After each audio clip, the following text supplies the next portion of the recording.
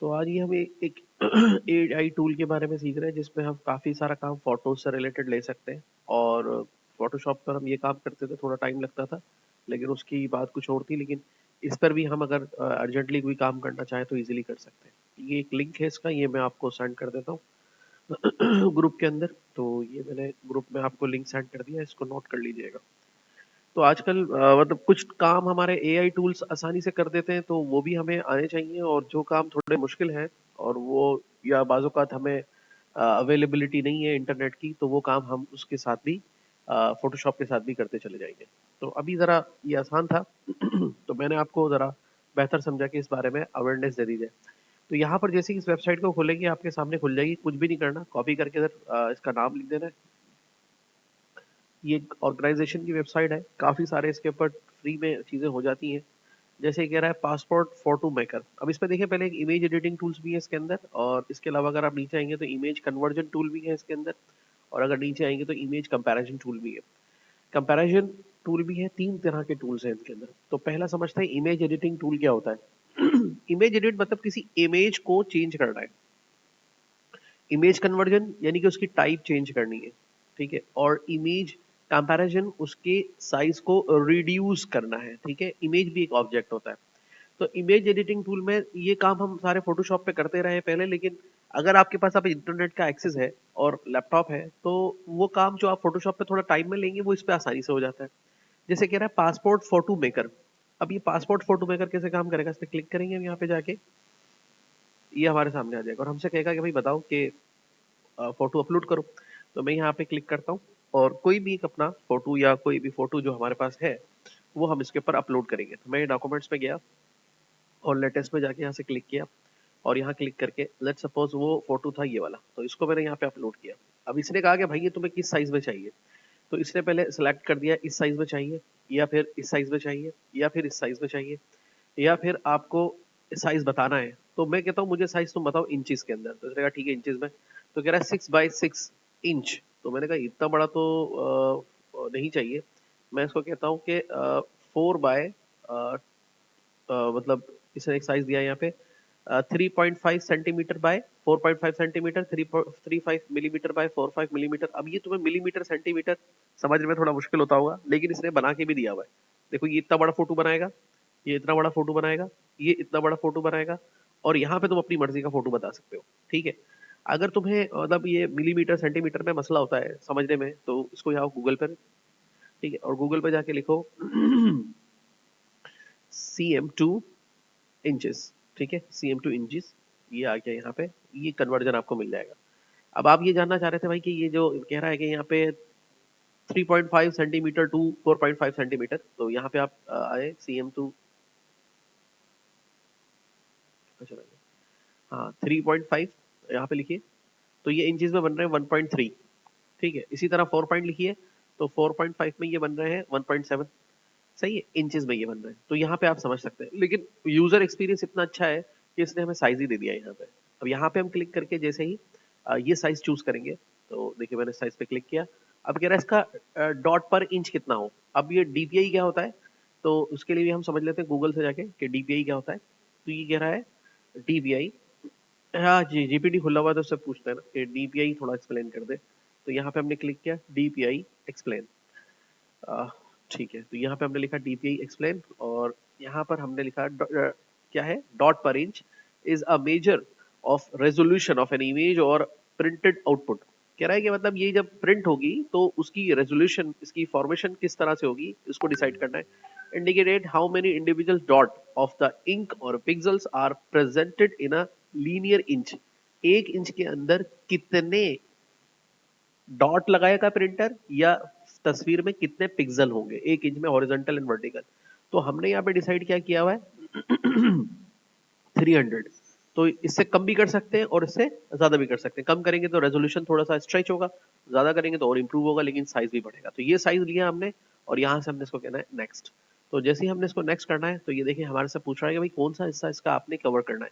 तो मैंने कहा भाई मुझे ये हिस्सा कवर करना है, और इसमें हमारे पास ऑप्शन भी है, जैसे यहाँ से हम जूम कर सकते हैं, ठीक है। मतलब मिसाल के तौर पर मुझे इसका ये वाला हिस्सा फोकस करना है, फेस इसका फोकस करना है, बस इतना ही हिस्सा चाहिए मुझे।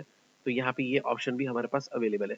अच्छा, ब्राइटनेस देनी है इसके ऊपर, ठीक है, यहाँ से और ज़्यादा इसके ऊपर कंट्रास्ट या थोड़ा सा इसको सेचुरेट करना है तो ब्राइटनेस पे क्लिक किया, देखिए कितने आराम से आप इसके अंदर ब्राइटनेस दे सकते हैं। कंट्रास्ट पे क्लिक किया, यहाँ से आराम से आप कंट्रास्ट वगैरह इस पे लगा सकते हैं, और यहाँ से सेचुरेशंस जो है इसके अंदर कितनी कम ज़्यादा आप इजीली यहाँ से कर सकते हैं। मतलब फोटोशॉप पे हम ये सारे काम करते थे, मैं बताऊंगा उसके पे भी कैसे करते हैं, लेकिन मैं कह रहा हूँ कि थोड़ा इजी टूल्स पहले आपको करा दीजिए तो फिर उसके ऊपर करके देख लेंगे। 7 नेक्स्ट करेंगे यहाँ से, तो ये देखिए आगे चला जाएगा। तो यहाँ पे क्लिक करके ये हमारे सामने, ये देखिए इसने बना दिया कि कह रहा है कि भाई ओरिजिनल ये है, और अगर तुम चाहते हो कि ये वाली तुम्हें चाहिए तो ये ले लो, और इस पे क्लिक करोगे बैकग्राउंड पे तो बैकग्राउंड चूज कर लो। यूजुअली हम ब्लू बैकग्राउंड या व्हाइट बैकग्राउंड यूज कर रहे होते हैं। इसकी शर्ट का कलर जो है चूंकि व्हाइट है तो मैं ब्लू बैकग्राउंड यूज कर रहा हूँ, और भी आप बैकग्राउंड ले सकते हैं। और उसके बाद आप उसको कहेंगे चेंज क्लॉथ का ऑप्शन भी है, लेकिन अभी हम चेंज क्लॉथ नहीं कर रहे हैं। Write name and date of image, तो राइट नाम लिख दे इसका। सपोज हमने यहाँ पे लिख दिया AQ एली ड्यू, ठीक है, और डेट हमने जैसे आज की डाल दी, सपोज टू बी 1 Jan 2025, ठीक है। तो यहाँ पे डाल के ऐसे कहा, अभी क्लोथ भी चेंज कर सकते हैं, लेकिन फिलहाल अभी हम इसको डिस्कस नहीं कर रहे। और यहाँ से हमने कहा डाउनलोड, तो जैसे ही डाउनलोड पे क्लिक किया तो ये हमारे पास यहाँ डाउनलोड के लिए ऑप्शन आ गया कि भाई तुम कैसे डाउनलोड करना चाहते हो। A4 पेपर के हिसाब से डाउनलोड करना चाहते हो, कस्टम साइज में चाहते हो। अब यहाँ पे आपको समझना होगा कि भाई ये A4 और ये कस्टम साइज वगैरह क्या है। देखिए, आप पहले समझे हुए ये सारी चीजें ना, A4 पेपर जो होता है उसका साइज कितना होता है, तो अभी हम समझ लेते हैं। अगर हम यहाँ पर जाएं, मैं आपको फोटोशॉप से ही समझा देता हूँ, मेरे पास फोटोशॉप है। वैसे तो किसी भी उस पे जाके हम समझ सकते हैं। तो फोटोशॉप चलाइए।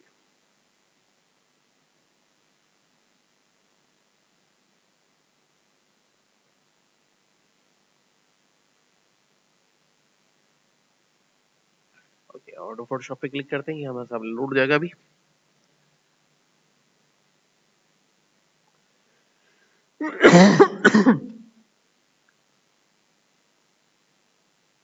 तो ये फोटोशॉप हमारे सामने लोड हो गया, और यहाँ पर देखिए फोटोशॉप पे हम यहाँ जाते हैं न्यू।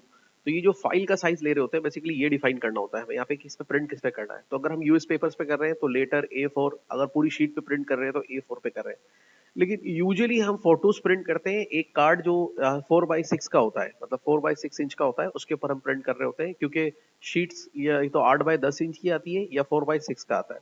तो यहाँ पर हमारे पास वो फोटो के अंदर 4x6 का मिल जाता है, हॉरिजॉन्टल एंड वर्टिकल, इसके ऊपर हम प्रिंट कर रहे होते हैं। तो यहाँ से हम क्लिक करते हैं, इसका पोर्ट्रेट व्यू है, और इसी का लैंडस्केप व्यू भी हम देख सकते हैं। ये आ गया इसका लैंडस्केप व्यू है, और पोर्ट्रेट व्यू भी अगर हम इसका लेना चाहें तो यहाँ से इसका लैंडस्केप से पोर्ट्रेट व्यू भी ले सकते हैं। ये वो कार्ड है जो अमूमन फोटो एल्बम्स पे यूज हो रहा होता है। तो हम चाह रहे हैं कि इसके ऊपर इसको प्रिंट कर लें, तो यहाँ पर 3 आ रहा है, A4 आ रहा है, A4 का पेपर सेट हो जाएगा यहाँ पे, उस पर इस तरह से प्रिंट करेगा। तो मैं कस्टम कर रहा हूँ यहाँ पे और इसको बता रहा हूँ। अब ये मुझे कह रहा है कि भाई ये तुम बताओ मिलीमीटर्स में। अब मुझे आइडिया नहीं है कि मिलीमीटर और इंचेस में कैसे होता है। तो मैं एक मिनट इसको ऐसा करता हूँ कि यहाँ पे क्लिक करके कुछ वैल्यूज को डिलीट करने की कोशिश करता हूँ, तो वो तो हो नहीं रही, ठीक है। तो मैं यहाँ पे वो जो कन्वर्जन खोला हुआ था हमने 4x6 में चाहिए हमें, तो भाई हम लिखते हैं यहाँ पे कि 4 मिलीमीटर 4 इंचेस में, हम यहाँ पे लिखते हैं इंचेस। तो 4 इंचेस में कितने मिलीमीटर्स होते हैं, तो मिलीमीटर्स हमें मिल जाता है यहाँ पे मिलीमीटर। तो 101 इसके अंदर हमें चाहिए विड्थ के अंदर, तो मैं यहाँ गया और इसके विड्थ सेक्शन में कितना था 101.6, तो 101.6, तो 101.6 लिख दिया मैंने यहाँ पे।